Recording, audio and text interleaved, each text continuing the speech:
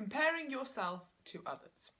You need to stop doing it. Aside from the fact you have different starting points and different body fat percentages, different amounts of weight to lose, and probably different goals as well, you also have a different life and different responsibilities. So for example, are you a busy mum or dad who doesn't have a lot of time, has work commitments, family commitments, and wants to maintain a social life? Or do you have a lot of time to exercise, you're single, maybe you're studying, so you've got a lot of free time, and maybe at this part of your life your physique can be more of a priority to you. Training experience also comes into it. So this might sound slightly counterintuitive, but when you first begin to exercise, you get what we call newbie gains. These are very drastic results to begin with, because when you go from doing nothing to something, you get a huge effect.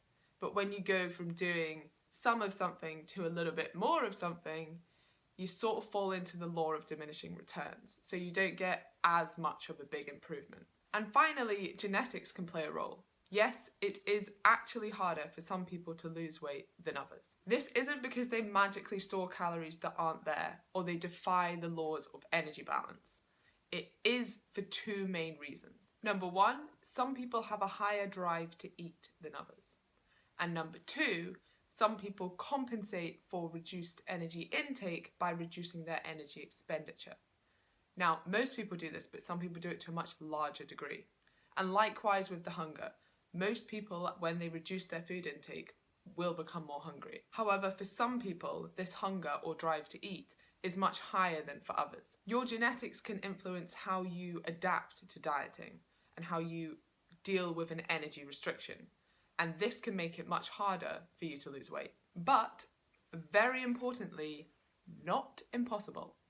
Just a little bit harder. And to make it clear, none of these are excuses. They're just factors that you need to consider. And maybe take a step back and consider your position.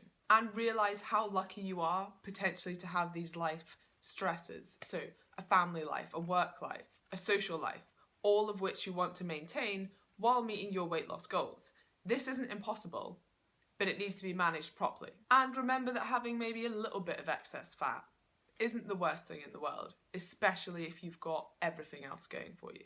So if you've got a busy family, social and work life, and you're comparing yourself to someone who maybe doesn't have that and prioritises exercise and diet a bit higher then I'd probably say you're better off.